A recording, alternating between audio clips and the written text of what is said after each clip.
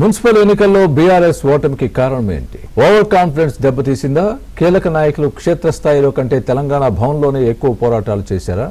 KTR, Harish Rao municipal ఎన్నికల్ని అంత serious గా తీసుకోలేదా?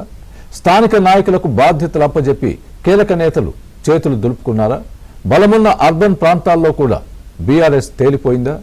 బీఆర్ఎస్ అధినేత కేసీఆర్ బయటకు రావాల్సిందేనా? తెలంగాణ మున్సిపల్ ఎన్నికల్లో అధికార కాంగ్రెస్ స్పష్టమైన మెజారిటీని సాధించింది. ప్రధాన ప్రతిపక్షం బీఆర్ఎస్ తన ఉనికిని కాపాడుకుంది. అయితే మున్సిపల్ ఎన్నికల్లో బీఆర్ఎస్ ఓటమికి 1.25 కారణాలు కనిపిస్తున్నాయి. నిజానికి మున్సిపల్ ఎన్నికల్లో బీఆర్ఎస్ సత్తా చాటుతుందని అంతా భావించారు. గత అసెంబ్లీ ఎన్నికల్లో ఓటమి, పార్లమెంటు ఎన్నికల్లో ఘోర పరాజయం తర్వాత కంటోన్మెంట్, జూబ్లీహిల్స్ ఉప ఎన్నికల్లో సైతం ఓటమి చెందింది. ఇటీవల సర్పంచ్ ఎన్నికల్లో బీఆర్ఎస్ పట్టు నిలుపుకుంది. మున్సిపల్ ఎన్నికలు పార్టీ గుర్తుపై జరిగిన ఎన్నికలు కావడంతో బీఆర్ఎస్ నాయకత్వం మెజారిటీ స్థానాలను గెలుచుకోవాలని ఆశపడింది.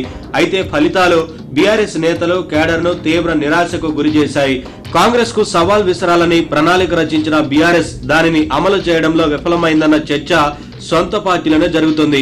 బీఆర్ఎస్ వర్కింగ్ ప్రెసిడెంట్ కేటీఆర్, మరొక కీలక నాయకుడు హరీష్ రావు బాధ్యతలు తీసుకున్నప్పటికీ బీఆర్ఎస్ ఆశించిన మేర ఫలితాలను సాధించలేకపోయిందన్న చర్చ నడుస్తోంది. నిజానికి మున్సిపల్ ఎన్నికల షెడ్యూల్ రాకముందే బీఆర్ఎస్ సన్నాహక సమావేశాలు నిర్వహించింది. కేటీఆర్ ఉమ్మడి జిల్లాల వారీగా నాయకులతో సమావేశమై ఎన్నికలకు సన్నద్ధతపై దిశానిర్దేశం చేశారు.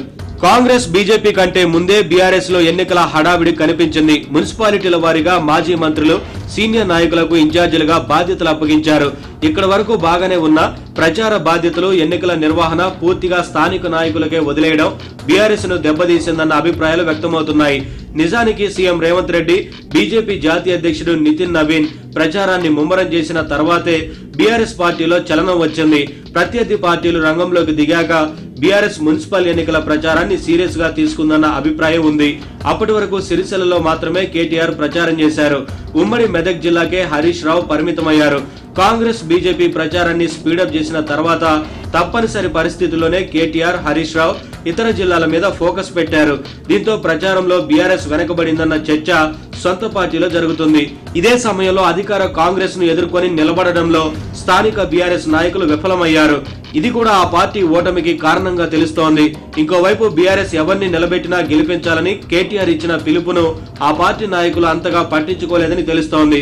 బీఫామ్ల వ్యవహారంలో స్థానిక నేతల మధ్య ఉన్న అభిప్రాయ భేదాలు, ఆధిపత్య పోరు కట్టడి చేయడంలో బీఆర్ఎస్ విఫలమైంది. మరోవైపు ఆ పార్టీ నాయకులు ఎన్నికల సమయంలో క్షేత్రస్థాయిలో కంటే హైదరాబాద్ పార్టీ ఆఫీసులోనే ఎక్కువ సమయం గడిపారు. ఎన్నికల ఇన్ఛార్జీలుగా, సమన్వయకర్తలుగా ఉన్న నాయకులు రాజధానిలోనే ఉండిపోయారు.